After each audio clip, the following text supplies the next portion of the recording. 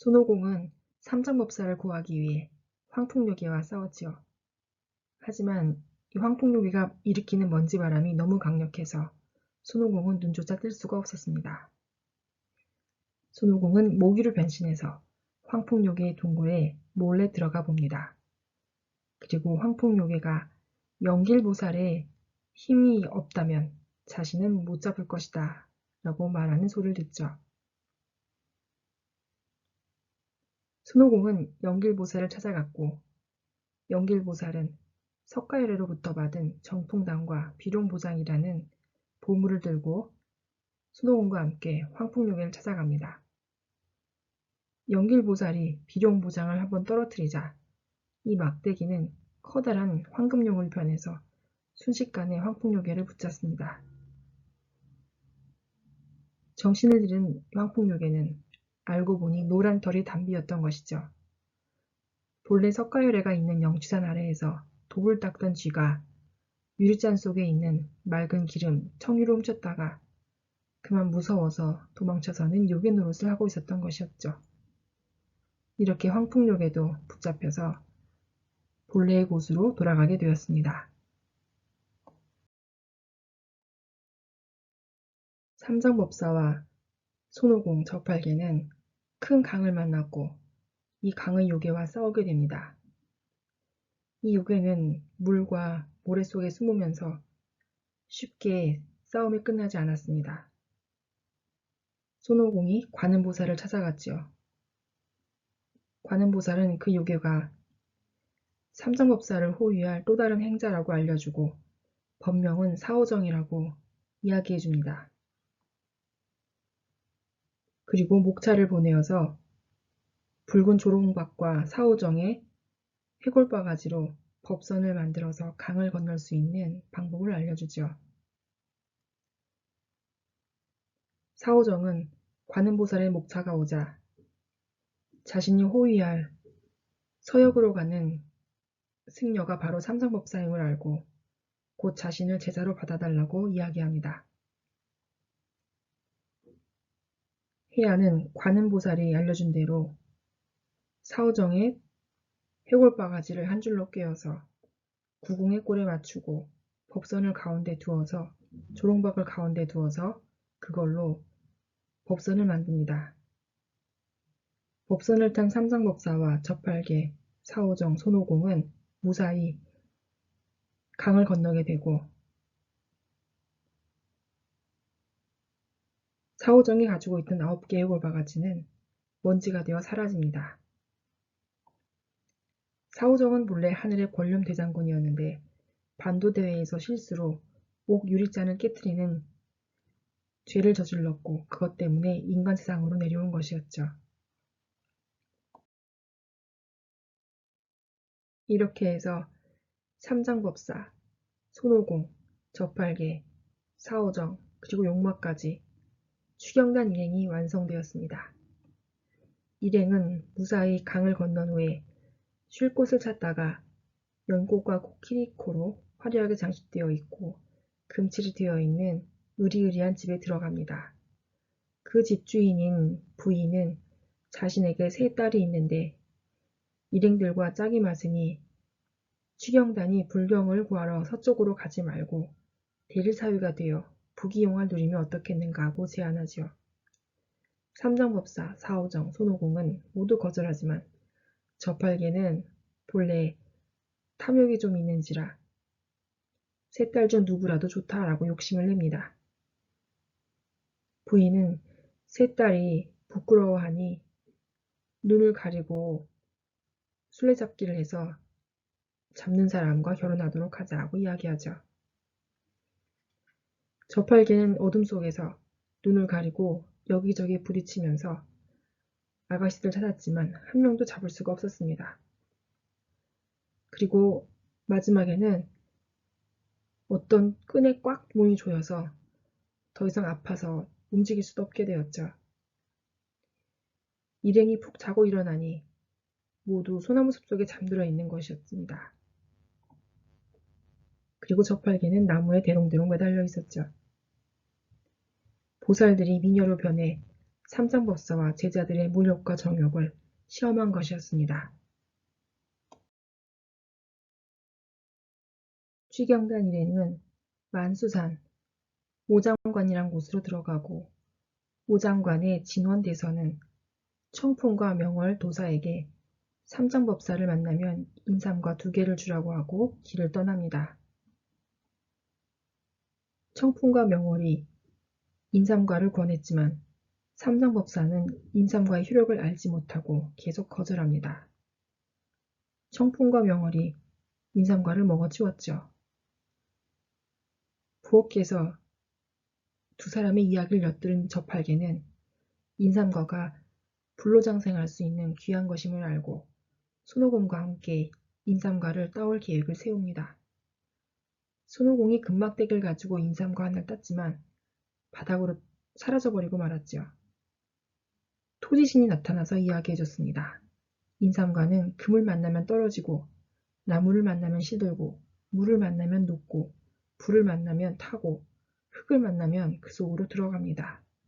이렇게 따기 어려운 인삼과지만 손오공은 술법을 부려 결국 3개를 따서 3 제자가 하나씩 나눠 먹습니다. 청풍이 총 4개의 인삼과가 없어진 것을 확인하고 삼장법사에게 화를 냈죠. 3명의 제자들은 자신들이 훔친 게 아니라며 오리발을 내밀는군요.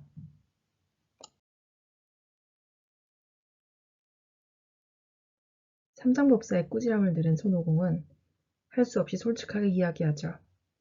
그리고 청풍과 명월이 크게 소리치며 욕설을 하자 손오공은 화가 나서 이런 인삼과는 없애버리면 그만이지 하고 인삼과 나무를 넘어뜨리고 다신 먹을 수 없게 만들어버립니다.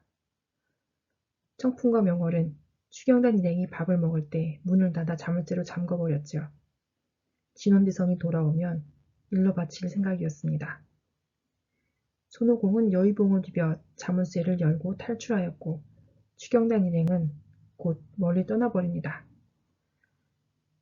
진선대원이 돌아와 인삼과 나무가 망가진 사실을 알고 일행을 단번에 쫓아서 소매자락에 가두어 옵니다. 그리고 팔팔 끓는 기름에 이 추경단 일행을 튀겨서 인삼과 나무의 원수를 갚겠다고 말하죠. 진원대선이 삼장법사를 기름에 넣으려고 하자 손오공은 차라리 자신이 들어가겠다고 말합니다.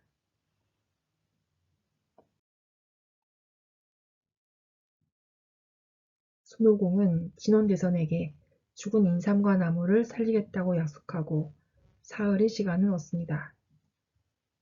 손오공은 해결책을 찾기 위해 복례산, 방장산, 영주산과 같은 신선색을 찾아다니지만 결국 방법을 찾지 못합니다.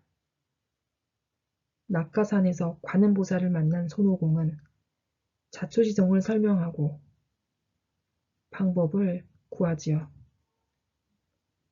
관음보살은 감로수를 이용하면 인삼과를 살릴 수 있다고 알려주고 직접 오정간으로 가서 감로수를 뿌려 인삼과 나무를 살려냅니다.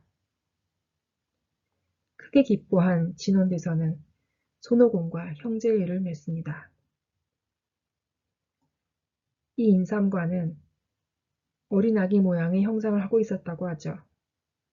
맛있어 보이나요? 이 인삼과는 불로장생에 대한 욕망을 형성한 것입니다. 특히 어린 아기 형상을 한 인삼과의 모양은 어린 아기를 살육하고 사람의 고기를 먹는 식육의 풍습을 상징하고 있지요.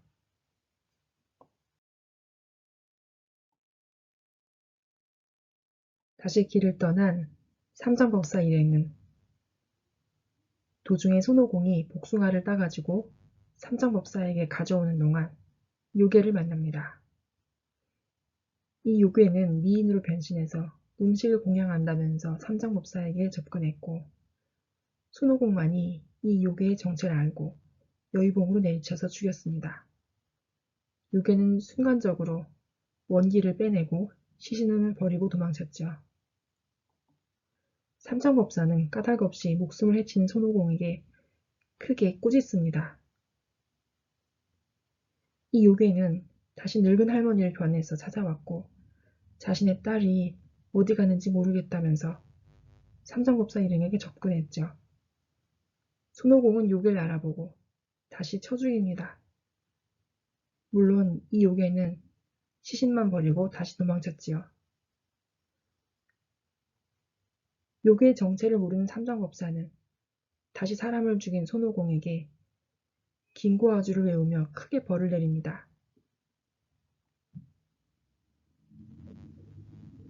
다시 할아버지로 변신한 요괴는 자신의 딸과 부인이 안 보인다며 삼성법사를 찾아왔죠. 손오공이 이번에야말로 여의봉으로 쳐 죽이자 요괴는 하얀 백골분만 남게 되었습니다. 그렇지만 삼성법사는 다시 살생을 한 손오공을 용서하지 않고 긴고아주를 외우면서 손오공의 머리가 조롱박처럼 될 때까지 크게 벌을 내리고는 제자로 받지 않겠다는 추방 명령서까지 써서 손오공을 쫓아냅니다.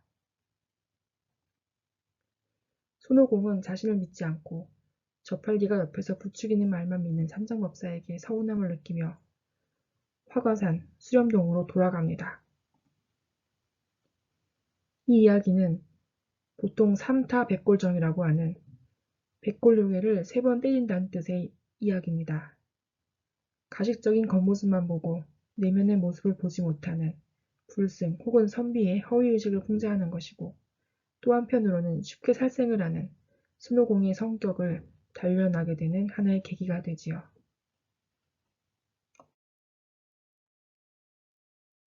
근두운을 탄 손오공은 단숨에 화과산으로 돌아옵니다.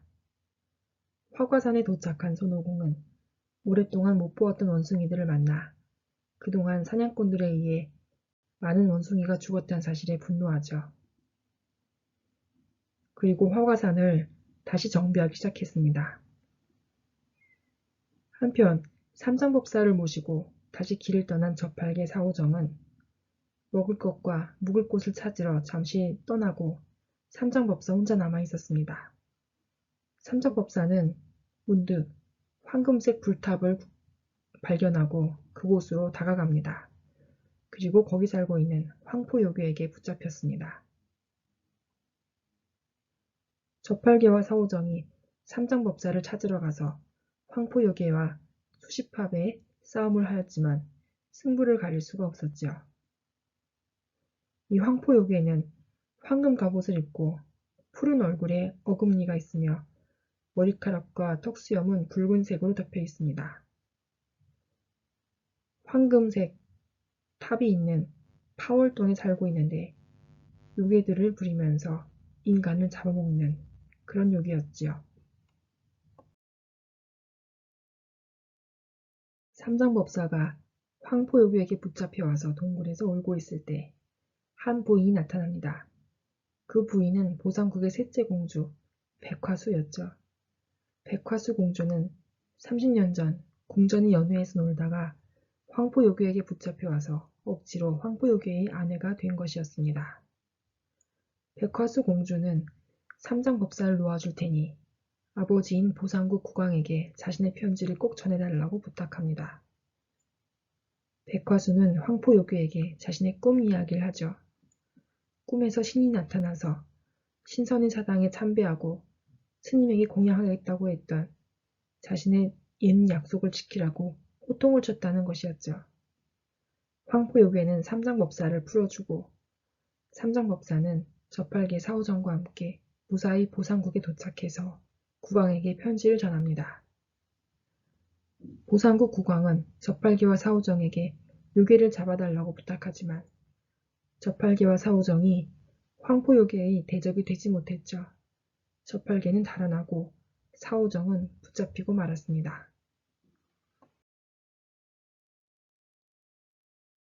저팔계와 사오정이 황포요괴에게 싸움을 걸어오자 황포요괴는 공주가 편지를 보냈다고 생각하고 공주를 위협했지만 사오정이 딱 잡아떼서 위기를 모면합니다. 요괴는 외모가 준수한 남자로 변신해서 장인 어른 되는 보상국 국왕을 만나러 가겠다고 하였죠. 그리고 요괴는 보상국 국왕을 만나서 오히려 삼장법사가 공주를 잡아간 호랑이 요괴의 변신이라고 모함합니다. 그리고 당나라 수녀 당삼장은 호랑이 요괴라는 소문이 돌게 되었죠. 백마는 자신이라도 스승을 구해야겠다고 생각하고 용으로 변신해서 황포요괴와 싸우지만 상처만 입고 지고 맙니다. 저팔계를 만난 백마는 손오공을 다시 데려오라고 간절하게 부탁을 하였습니다. 저팔계가 손오공을 만나러 찾아가 보니 손오공은 원숭이 왕이 되어 아주 유유자적한 생활을 누리고 있었죠. 저팔계가 손오공에게 다시 돌아갈 것을 부탁하지만 손오공은 단호하게 거절합니다.